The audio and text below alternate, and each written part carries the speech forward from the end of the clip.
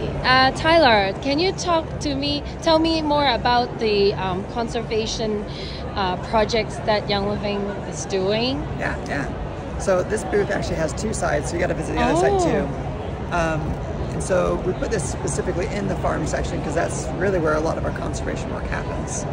And so whenever we think about our products, like essential oils obviously, we often don't think about how it ties to conservation work, but it definitely does. And so all of our plants, let's think about lavender for instance. If you want to have healthy lavender, well, the plants need to produce seeds. And how do they produce seeds? Well, they need pollinators. And so we like to conserve pollinators, whether they're butterflies, they're bee species at all of our farms, to make sure that we have a healthy ecosystem, not just a farm, but a healthy ecosystem. Yeah. So over here we have a lot of stuff talking about monarch butterflies. We're interested in other butterfly species as well, but monarchs are interesting because they are migratory pollinators or butterflies, and they do travel great distances, and they are struggling.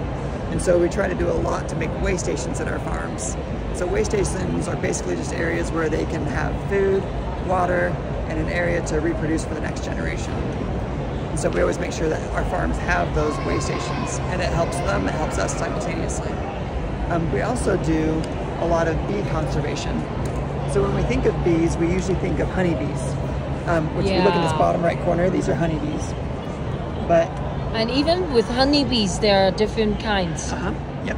Wow. But in North America alone, there's over 4,000 different species of bees, and they're all different shapes, sizes, colors. These are some of your largest bees here, and then right next to it are some of your fairy bees.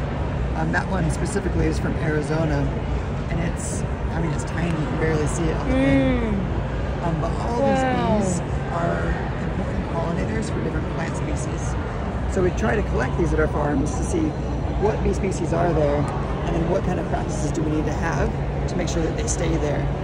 We get a bigger diversity and in greater numbers, because we want to make sure that they're happy, but we're happy too together. Right? Yeah, win-win. Right, exactly. And a lot of these bee species, we think of bees growing in large hives together. Most of these are solitary bees, and a lot of them live in the ground. They're ground dwelling.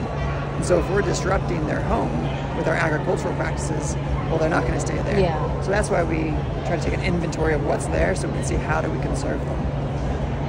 I like how you say serve them. Yeah. And another focus we have is on native plant species. So obviously that plants that are native to Utah are different from what's native to a state over or another country, but we try to focus on each region, what plants are native there, and how do we conserve them. Because if you think about it, these pollinators that are in that region, well, they need plants that they've co-evolved with, lived with for thousands and thousands of years. And so conserving those plants helps them, helps us, it helps everybody. Wow. Yeah. So when you think of good quality essential oils, that's part of the picture.